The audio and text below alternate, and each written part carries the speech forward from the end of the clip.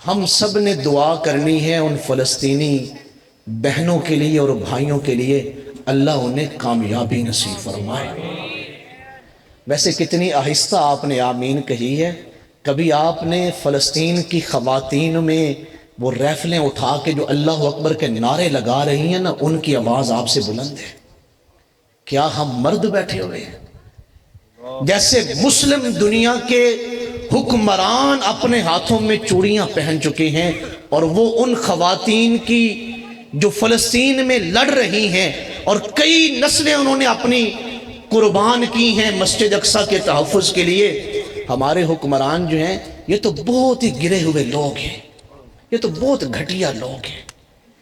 میں تو ہمارے ملک میں بھی جب کبھی حملے ہوتے ہیں، یہ خود کش حملے ہو رہے ہیں، پچھلے دنوں ایک میلاد شریف کے جلوس کے اوپر بھی حملہ ہوا، ہمارے حکمران تو ٹی وی پہ انہوں نے پیسے دیے ہوئے ہیں، یار ہمارے پاس اتنا ٹائم نہیں، آپ نے بس ہماری طرف سے مذمت کا بیان جاری کر دینا ہے۔ آپ اندازہ کر سکتے ہیں کہ ہمارے اوپر کیسے حکمران مسلط ہیں۔ اس لیے ہم فلسطینی بھائیوں کے لیے اور تو کچھ نہیں کر سکتے، کم از کم ہم ان کے لیے دعا تو کر سکتے ہیں۔ یہ بابرکت محفل ہے اور یہ قبولیت کی گھڑیوں میں ہم بیٹھے ہوئے ہیں۔ دل سے دعا کریں اللہ ان بھائیوں کو اور اللہ ان بہنوں کو کامیابی نصیب فرمائے۔ جن بدبختوں نے اور جن جو ہے وہ کمینوں نے مسجد اقصی کے تقدس کو پامال کیا ہے اور فلسطین کی آزادی اور ان کے امن کو خراب کر رہے ہیں، اور وہ قوتیں جو ان کے ساتھ ملوث ہیں یا وہ مسلم حکمران جو کچھ کر سکتے ہیں اور وہ بے حسی کا شکار ہیں، کچھ نہیں کر رہے، اللہ ایسے لوگوں کو نیست و نابود فرمائے۔ سورہ محمد کی آیت مبارکہ ہے وَإِن تَتَوَلَّوْا يَسْتَبْدِلْ قَوْمًا غَيْرَكُمْ، اگر تم میرے دین کی حفاظت کے لیے نہیں نکلو گے، میں اور لوگ لے آؤں گا، میں ان سے دین کا کام لے لوں گا، میں ان سے دین کی سربلندی لے لوں گا، ثُمَّ لَا يَكُونُوا أَمْثَالَكُمْ، جو تمہاری طرح کے نہیں ہوں گے۔ تو میں انتہائی دل کی عطا گرائیوں سے ان عظیم مجاہدین کو ہدیہ تبریک بھی پیش کرتا ہوں اور خراج عقیدت بھی پیش کرتا ہوں، جنہوں نے مسجد اقصی کے تقدس کو پامال نہیں ہونے دیا۔ اپنی کئی نسلیں انہوں نے لٹا دی ہیں لیکن مسجد اقصی پہ آنچ نہیں آنے دی۔ وہ ایک بڑا عظیم شعر ہے، طیبہ سے فلسطین میں آ، جیسے ہمارے لیے مدینہ منورہ مقدس ہے نا، یا مکہ معظمہ مقدس ہے، ایسے ہمارے لیے مسجد اقصی بھی مقدس ہے، وہ ہمارا قبلہ اول ہے۔ ویسے تو ہم سبھی کہتے ہیں کہ ہم حضور علیہ السلام کے امتی ہیں۔ آپ جانتے ہیں حضرت ابراہیم علیہ السلام کی نسل پاک میں سے حضور تشریف لائے ہیں، اور حضرت ابراہیم کے خاندان میں بہت بڑے شرف ہیں۔ 12,000 نبی آپ کی نسل میں آئے، ایک روایت میں 20,000 سے زائد نبی حضرت ابراہیم کی نسل سے تشریف لائے، ایک روایت کے مطابق 40,000 نبی حضرت ابراہیم کی نسل سے تشریف لائے۔ کون سی قربانیاں ہیں، کون سے دکھ ہیں جو اللہ کی محبت میں حضرت ابراہیم نے جو ہے وہ برداشت نہیں کیے۔ جس کعبۃ اللہ میں ہم حج اور عمرے کے لیے جاتے ہیں، اس کے بانی حضرت ابراہیم ہیں۔ میں جس قبلہ اول کی بات کر رہا ہوں، اس کے بانی بھی سیدنا حضرت ابراہیم ہیں۔ یہ کعبۃ اللہ میں دعا مانگ رہے ہیں تو اللہ سے مانگ کیا رہے ہیں؟ ربنا وابعث فیہم رسولا، یہ اللہ سے حضور کو مانگ رہے ہیں ہمارے لیے، اپنے خاندان کے شرف کے لیے۔ تو جیسے حضرت ابراہیم کی نسل میں سے حضور تشریف لائے ہیں، ایسے بیت اللہ کو آباد کرنے والے، مدینہ منورہ کو آباد کرنے والے، اور مسجد اقصی میں 1,24,000 نبیوں کو امامت کروانے والے اور ان کے درمیان خطبہ دینے والے، یہ شرف بھی ہمارے آقا کریم علیہ السلام نے قبلہ اول کو بخشا ہے۔ اس لیے کہا کہ طیبہ سے فلسطین میں آ، راستہ دیکھتی ہے مسجد اقصی تیرا، راستہ دیکھتی ہے مسجد اقصی تیرا۔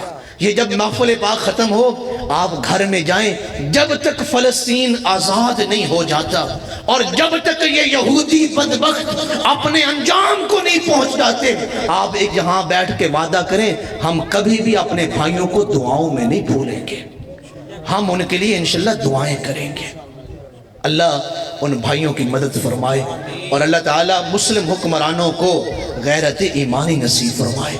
یا اللہ وہ حکمران اسلامی ملکوں کو عطا فرمائے جو صلاح الدین ایوبی کے وارث ہوں، جو سیدنا فاروق اعظم کے وارث ہوں۔ اللہ ان امریکیوں سے اور ان یہودی ایجنٹوں سے اور ان یہودی لابیوں سے اس امت کی حفاظت فرمائے اور اللہ تعالیٰ ان غیرت مند مسلمانوں کی مدد فرمائے۔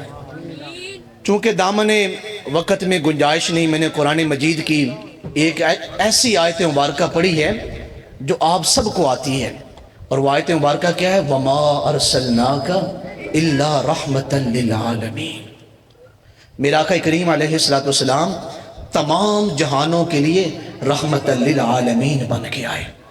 اللہ تعالیٰ نے جتنے جہان پیدا فرمائے، ان جہانوں میں جتنی مخلوقات اللہ نے پیدا فرمائی، ہر جہان کے لیے اور ہر جہان کی ہر مخلوق کے لیے اللہ نے حضور کو رحمت للعالمین بنا کے بھیجا۔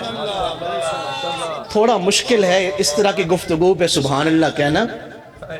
آپ جانتے ہیں کہ جو حضرت سلیمان علیہ السلام کا جب لشکر چل رہا ہے تو چیونٹیاں مخاطب ہیں جس کا قرآن مجید میں ذکر ہے، ان کی بولی حضرت سلیمان جانتے ہیں۔ تفسیر روح البیان پڑھ کے دیکھیں، ہم اس لیے رات دن تقریریں کر رہے ہیں اور نعت خان اس لیے نعتیں پڑھ رہے ہیں، یا آپ کو سبحان اللہ یا آپ کو نعرہ لگانے کا بار بار اس لیے کہا جاتا ہے کہ آپ کی بولیاں حضور جانتے ہیں کہ آپ کس کے لیے بول رہے ہیں۔ ابھی نعرہ لگ رہا تھا لبیک یا رسول اللہ، لبیک یا رسول اللہ۔ میں ایک مرتبہ علامہ خادم حسین رضوی صاحب کے ساتھ موجود تھا لاہور میں۔ ہمارے ہاں ایک نعرہ لگتا ہے کہ غلام ہیں رسول کے غلام۔ جس بندے نے اس نعرے کا آغاز کیا وہ بھی اس محفل میں موجود تھے، اور وہ علامہ خادم حسین رضوی صاحب کو بتا رہے تھے کہ یہ نعرہ میں نے سب سے پہلے لگوایا تھا کہ غلامی رسول میں موت بھی قبول ہے، جو ہو نہ عشق مصطفیٰ تو زندگی فضول ہے۔ تو وہ کہنے لگے کہ یہ نعرہ سب سے پہلے میں نے لگوایا تھا، لیکن وہ بتا رہے ہیں کہ اس نعرے کا بانی میں ہوں۔ کیا علامہ خادم حسین رضوی کو بتانے کی ضرورت ہے کہ لبیک یا رسول اللہ کا نعرہ میں نے لگوایا ہے؟ سب جانتے ہیں یہ نعرہ کس نے لگوایا ہے۔ جب آپ ایک مرتبہ کہتے ہیں نا لبیک یا رسول اللہ، آپ نے کبھی اس کے معنی پہ غور کیا؟ یا رسول اللہ آپ بلائیں تو میں 1000 مرتبہ آپ کی بارگاہ میں حاضر ہوں۔ اس نعرے کو کبھی بھی شغل سمجھ کے نہ لگائیں کہ ہاتھ بلند ہو رہے ہیں اور نعرہ لگایا جا رہا ہے۔ آپ دل سے یہ کہہ رہے ہیں یا رسول اللہ میں 1000 مرتبہ آپ کی بارگاہ میں حاضر ہوں۔ آپ سن رہے ہیں حضرت سلیمان چونٹیوں کی زبان جانتے ہیں۔ علماء موجود ہے، تفسیر روح البیان پڑھ کے دیکھیں، حضرت آدم کو 7 لاکھ زبانیں یاد تھیں، 7 لاکھ زبانیں یاد تھیں۔ ہمارے آقا کریم اس قدر رحمت للعالمین بن کے آئے ہیں، دنیا میں بھی اور دنیا کے علاوہ بھی جو جہان ہیں، ہر جہان میں جو بھی مخلوق ہے اللہ کے رسول ہر مخلوق کی زبان کو جانتے ہیں۔ کتنے جانوروں نے آقا کریم علیہ السلام سے گفتگو نہیں فرمائی، وہ کتنے اونٹ ہیں جو حضور علیہ السلام سے شکایات کر رہے ہیں۔ کیا اس ہرنی کا واقعہ ہم نے پڑھا نہیں یا ہم نے سنا نہیں، جس کے بچے جو ہے وہ ایک جگہ پر ہیں، ایک شکاری نے اسے شکار کیا ہوا ہے اور وہ صحرا میں حضور کو پکار رہی ہے۔ صحابہ کہتے ہیں آواز آ رہی ہے یا رسول اللہ، لیکن بلانے والا نظر نہیں آ رہا۔ حضور اسی طرف چل رہے ہیں جدھر سے آواز آ رہی ہے۔ جب ہم وہاں پہنچے تو حیران رہ گئے، ایک شکاری نے ہرنی کو پکڑا ہوا ہے اور وہ حضور کی مدد مانگ رہی ہے۔ آقا دے دوارے تے غلاماں دیاں ٹولیاں، ایک پیا سن دے لکھاں دیاں بولیاں۔ میں مدینہ منورہ ہر مرتبہ حاضر ہوتا ہوں، اللہ آپ کو بھی لے جائے، اور جو لوگ گئے ہیں وہ جانتے ہیں۔ آپ گنبد خضرا شریف کے سامنے کھڑے ہوں، وہاں دنیا کے سارے لوگ کھڑے ہوتے ہیں، کہیں پاکستانی کھڑے ہیں، کہیں بنگالی کھڑے ہیں، کہیں انڈیا کے لوگ ہیں، کہیں انڈونیشیا کے لوگ ہیں، کہیں جاپان کے لوگ ہیں، کہیں امریکی ہیں، کہیں افریقی ہیں، کہیں لیبیا کے ہیں، کہیں مصر کے ہیں، کہیں عراق کے ہیں، کہیں بغداد کے ہیں، ہر بندہ اپنی بولی میں حضور کو بلا رہا ہے، حضور ان کی جھولیاں بھر رہے ہیں۔ اس کا مقصد کیا ہے کہ حضور ہر مخلوق اور ہر انسان کی بولی کو سمجھتے ہیں، حضور ان کی جھولیوں کو بھر رہے ہیں۔ اس لیے تو کہا گیا بیٹھے نے وچ مدینے سن دے نے سب دی بولی، منگدا جواب کولوں بھر دے نے سب دی جھولی۔ ایک پیا سن دے لکھاں دیاں بولیاں۔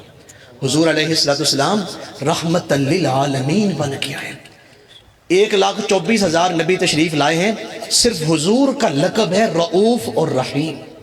سورہ توبہ کی جو آخری آیات مبارکہ ہیں، لَقَدْ جَاءَكُمْ رَسُولٌ مِّنْ أَنفُسِكُمْ عَزِيزٌ عَلَيْهِ مَا عَنِتُّمْ حَرِيصٌ عَلَيْكُمْ بِالْمُؤْمِنِينَ رَؤُوفٌ رَحِيمٌ۔ 1,24,000 نبیوں میں سے اللہ نے یہ رؤوف کا اور رحیم کا لقب کسی اور نبی کو عطا نہیں کیا، یہ صرف عطا کیا ہے تو ہمارے آقا کریم علیہ السلام کو عطا کیا ہے۔